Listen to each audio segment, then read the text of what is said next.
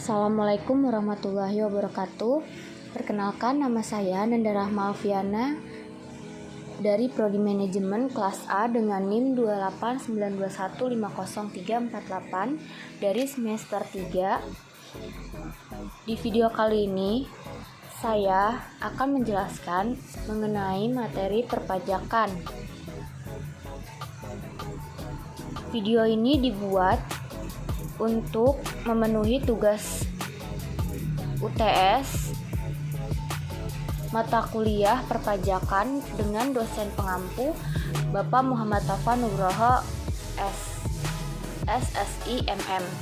Adapun isi dari video ini, yang pertama dasar-dasar perpajakan, kedua timbulnya pajak terutang, ketiga jenis-jenis pajak penghasilan, keempat pajak bumi dan bangunan. Bab yang pertama, dasar-dasar perpajakan. Pembahasan selanjutnya, pajak menurut Undang-Undang Nomor 28 Tahun 2007.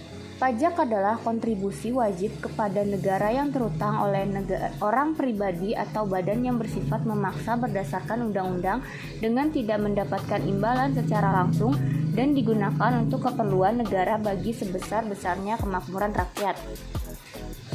Pengertian pajak menurut para ahli. Yang pertama menurut Profesor Dr. P.J.A. Andriani.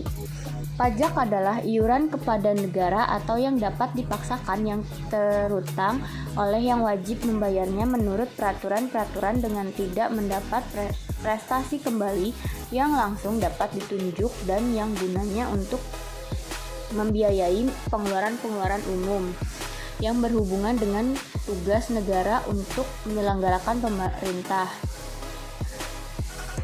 Menurut para ahli yang kedua ada Dwi Sunar Prasetyo.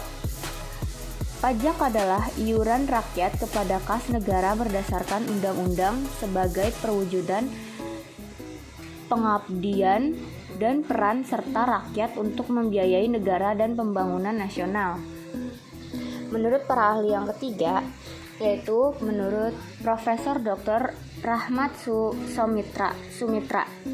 Pajak adalah iuran rakyat kepada kas negara berdasarkan undang-undang atau yang dapat dipaksakan dengan tiada mendapat jasa timbal atau kontraprestasi yang langsung dapat ditunjukkan dan yang digunakan untuk membayar pengeluaran umum.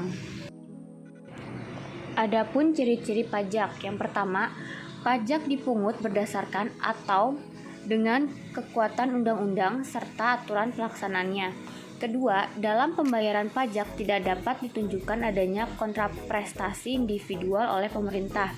Ketiga, pajak dipungut oleh negara baik pemerintah pusat maupun pemerintah daerah.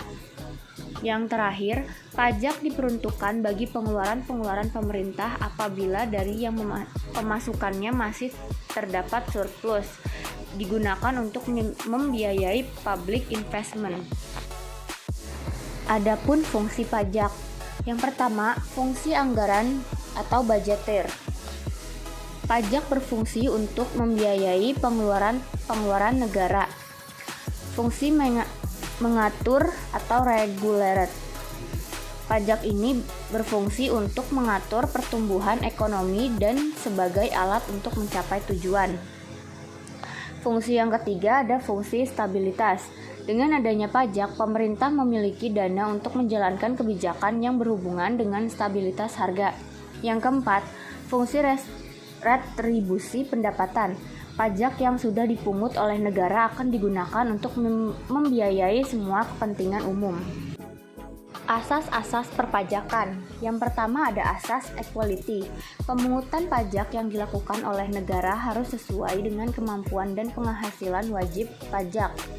Yang kedua, asas certainty. Semua pungutan pajak harus berdasarkan undang-undang, sehingga bagi yang melanggar akan dapat dikenai sanksi hukum. Yang ketiga, asas convenience of payment, yaitu pajak harus dipungut pada saat yang tepat bagi wajib pajak. Misalnya, di saat wajib pajak baru menerima penghasilannya atau di saat wajib pajak menerima hadiah. Asas yang terakhir yaitu asas efisiensi. Biaya pemungutan pajak diusahakan sehemat mungkin. Jangan sampai terjadi biaya pemungutan pajak lebih besar dari hasil pemungutan pajak. Adapun syarat-syarat pemungutan pajak. Yang pertama, pemungutan pajak harus adil. Yang kedua, pemungutan pajak harus berdasarkan undang-undang. Yang ketiga, pemungutan pajak tidak mengganggu perekonomian. Keempat, pemungutan pajak harus efisien. Kelima, sistem pemungutan pajak harus sederhana. Bab selanjutnya yaitu timbulnya pajak terhutang. Pengertian utang pajak. Utang pajak dapat timbul apabila telah adanya peraturan yang mendasarnya dan telah terpenuhinya atau terjadi suatu tax based atau sasaran pemajakan yang terdiri dari keadaan-keadaan tertentu dan atau juga peristiwa ataupun perbuatan tertentu. Tetapi yang sering terjadi adalah karena keadaan, seperti pajak-pajak yang sangat penting, yaitu atas suatu penghasilan atau kekayaan dikenakan atau atar keadaan-keadaan ekonomis wajib pajak yang bersangkutan. Walaupun keadaan itu dalam kebanyakan hal timbulnya karena perbuatan-perbuatannya. Selanjutnya ada penyebab timbulnya utang pajak. Yang pertama, ajaran formil. Utang pajak timbul karena dikeluarkannya surat ketetapan pajak oleh fiskus atau pegawai pajak yang membantu wajib pajak atau subjek pajak dalam memenuhi kewajiban perpajakannya. Hal ini terjadi jika pemungutan pajak dilakukan dengan official assessment system, yaitu sistem pemungutan pajak di mana jumlah pajak yang harus dibayar dan dihitung oleh fiskus. Kemudian fiskus akan mengirimkan surat pemberitahuan terkait jumlah yang harus dibayarkan kepada wajib pajak. Yang kedua, ada ajaran material. Utang pajak timbul karena undang-undang dan karena ada sebab yang mengakibatkan seseorang atau suatu pihak dikenakan pajak. Sebab-sebab yang membuat seseorang memiliki utang pajak diantaranya: pertama, perbuatan, yaitu mendirikan bangunan, melakukan kegiatan ekspor dan impor, serta berpergian ke luar negeri. Yang kedua, karena keadaan, yaitu memiliki tanah atau bumi dan bangunan, memperoleh penghasilan, serta memiliki kendaraan bermotor. Lalu yang terakhir, peristiwa atau kejadian, yaitu mendapat hadiah undian. Jadi sampai saat ini para praktisi menggunakan dua ajaran ini untuk menilai munculnya utang pajak pada wajib pajak. Selanjutnya, penghapusan utang pajak. Yang pertama, pembayaran. Utang pajak diselesaikan dengan pembayaran pajak yang dilakukan. Kedua, kompensasi. Utang pajak diselesaikan dengan kompensasi pajak yang telah dilakukan. Yang ketiga, kadaluarsa. Utang pajak yang diselesaikan dengan berakhirnya masa pajak atau kadaluarsa. Yang keempat, pembebasan. Utang pajak selesai karena ada kebijakan pembebasan pajak. Kelima, penghapusan. Utang pajak diselesaikan dengan cara penghapusan. Yang keenam, pengecualian pajak atau tax insentif. Utang pajak dikecualikan. Bab selanjutnya, jenis-jenis pajak penghasilan. Pengertian pajak penghasilan. Pajak yang dikenakan terhadap subjek pajak atau penghasilan yang diterima atau diperolehnya dalam suatu tahun pajak. Dasar hukum pajak keadilan. Yang pertama, Undang-Undang Nomor 7 Tahun 1983. Kedua, Undang-Undang Nomor 10 Tahun 1994. Yang ketiga, Undang-Undang Nomor 17 Tahun 2000. Yang keempat, Undang-Undang Nomor 36 Tahun 2008. Kelima, Peraturan Pemerintah. Keenam, Keputusan Presiden. Ketujuh, Keputusan Menteri Keuangan. Kedelapan, Keputusan Dirjen Pajak. Kesembilan, surat edaran Dirjen Pajak. Adapun subjek pajak penghasilan, berdasarkan lokasi geografis, subjek pajak dapat dibedakan menjadi dua menurut resmi 2014 ayat 76. Subjek yang pertama ada subjek pajak dalam negeri adalah orang pribadi yang bertempat tinggal di Indonesia atau yang berada di Indonesia lebih dari 183 hari dalam jangka waktu 12 bulan atau yang dalam suatu tahun pajak berada di Indonesia dan mempunyai niat untuk bertempat tinggal di Indonesia. Yang kedua, subjek pajak luar negeri adalah orang pribadi yang tidak bertempat tinggal di Indonesia atau berada di Indonesia tidak lebih 183 hari dalam jangka waktu 12 bulan dan yang tidak didirikan dan 15 tidak bertempat kedudukan di Indonesia yang menjalankan usaha atau melakukan kegiatan melalui BAT di Indonesia. Berdasarkan pasal 2 Undang-Undang Nomor 36 Tahun 2008 yang dikutip oleh Siti Resmi, yang tidak termasuk subjek pajak adalah yang pertama kantor perwakilan negara asing, kedua pejabat perwakilan diplomatik dan konsulat atau penjabat lain dari negara asing dan orang-orang yang diperbentukkan kepada mereka yang bekerja pada dan bertempat tinggal bersama mereka dengan syarat bukan warga negara Indonesia. Di Indonesia tidak menerima atau memperoleh penghasilan lain di luar jabatan atau pekerjaannya tersebut. Negara yang bersangkutan memberikan perlakuan timbal balik.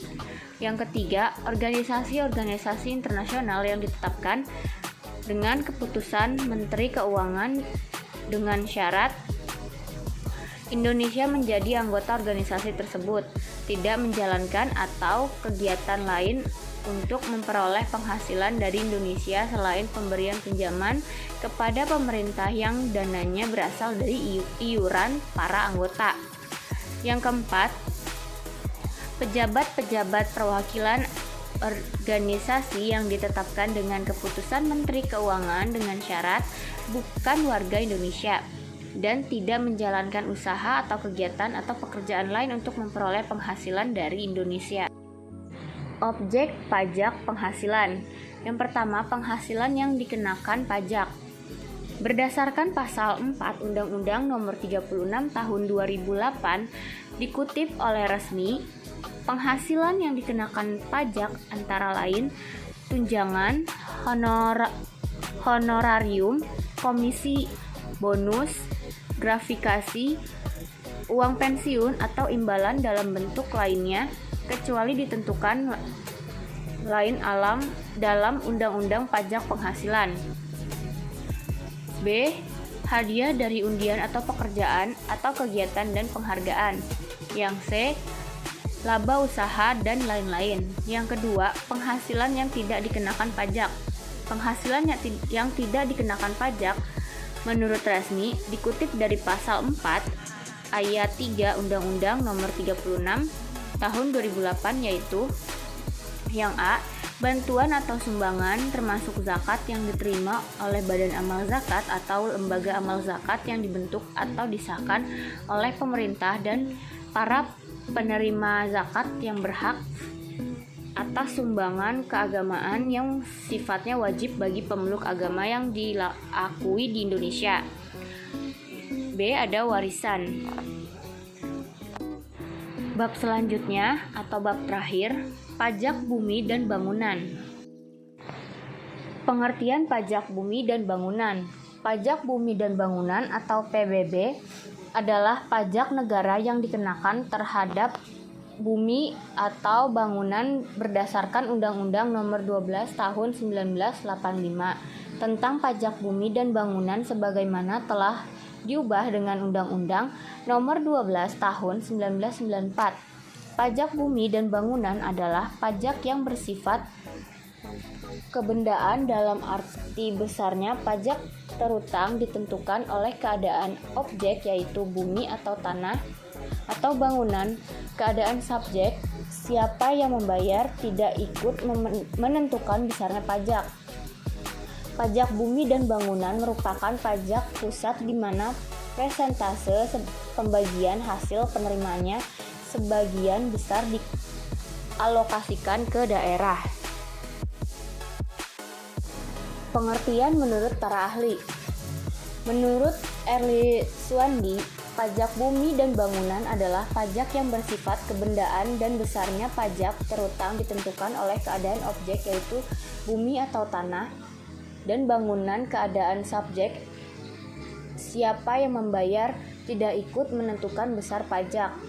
Sedangkan menurut Waluyo, pajak bumi dan bangunan adalah pajak yang dikenakan atas tanah dan bangunan yang ditempati atau dimanfaatkan kenikmatannya oleh orang atau badan. Selanjutnya ada asas pajak bumi dan bangunan. Menurut Mardiasmo, pengenaan pajak bumi dan bangunan diatur dalam beberapa asas yang meliputi antara lain. Yang pertama, memberikan kemudahan dan kesederhanaan. Adanya kepastian hukum, mudah dimengerti dan adil, dan yang terakhir, menghindar dari pajak yang berganda. Adapun dasar hukum pajak bumi dan bangunan, pengenaan pajak bumi dan bangunan berdasarkan kepada Undang-Undang Nomor 12 Tahun 1985 tentang Pajak Bumi dan Bangunan yang disempurnakan dengan Undang-Undang Nomor 12 Tahun 1994 menjelaskan bahwa dasar hukum pajak bumi dan bangunan adalah kumpulan peraturan-peraturan yang mengatur hubungan antara pemerintah sebagai pemungut pajak dan rakyat sebagai pembayar pajak. Selanjutnya ada objek pajak bumi dan bangunan. Objek pajak atau PBB adalah bumi dan atau bangunan di mana bumi dapat diartikan sebagai permukaan bumi dan tubuh bumi yang ada di bawahnya. Sedangkan bangunan adalah konstruksi teknik yang ditanam atau diletakkan secara tetap pada tanah atau perairan. Menurut Undang-Undang Nomor 28 Tahun 2009 Pasal 77 Ayat 2 yang termasuk dalam pengertian bangunan adalah: yang pertama, jalan lingkungan yang terletak dalam suatu kompleks bangunan seperti hotel, pabrik, dan emplasemennya yang merupakan suatu kesatuan dengan kompleks bangunan tersebut. B. Jalan tol. C. Kolam renang. D. Pagar bawah. B. Tempat olahraga. F. Galangan kapal atau dermaga. G. Taman mewah. H. Tempat penampungan atau kilang minyak, air, gas, dan pipa minyak. Dan yang terakhir ada menara. Selanjutnya ada objek pajak bumi dan bangunan. Objek pajak atau PBB adalah bumi dan atau bangunan di mana bumi dapat diartikan sebagai permukaan bumi dan tubuh bumi yang ada di bawahnya. Sedangkan bangunan adalah konstruksi teknik yang ditanam atau diletakkan secara tetap pada tanah atau perairan. Menurut Undang-Undang Nomor 28 Tahun 2009 Pasal 77 Ayat 2 yang termasuk dalam pengertian bangunan adalah: yang pertama, jalan lingkungan yang terletak dalam suatu kompleks bangunan seperti hotel, pabrik, dan emplasemennya yang merupakan suatu kesatuan dengan kompleks bangunan tersebut. B. Jalan tol. C. Kolam renang. D. Pagar bawah. B. Tempat olahraga. F. Galangan kapal atau dermaga. G. Taman mewah. H. Tempat penampungan atau kilang minyak, air, gas, dan pipa minyak. Dan yang terakhir ada menara. Bukan objek pajak bumi dan bangunan. Objek yang tidak dikenakan pajak bumi dan bangunan yaitu: yang pertama, objek pajak digunakan semata-mata untuk kepentingan umum di bidang ibadah, sosial, kesehatan, pendidikan, dan kebudayaan nasional yang tidak dimaksud untuk memperoleh keuntungan. Yang kedua, objek yang digunakan untuk kuburan, peninggalan purbakala atau sejenis dengan itu. Yang ketiga, objek yang merupakan hutan lindung, hutan suka alam, hutan wisata, taman nasional, dan pengembalaan yang dikuasai oleh desa, tanah, negara yang belum dibebani suatu hak. Yang keempat, objek yang dipergunakan oleh perwakilan diplomatik, konsulat berdasarkan asas perlakuan timbal balik.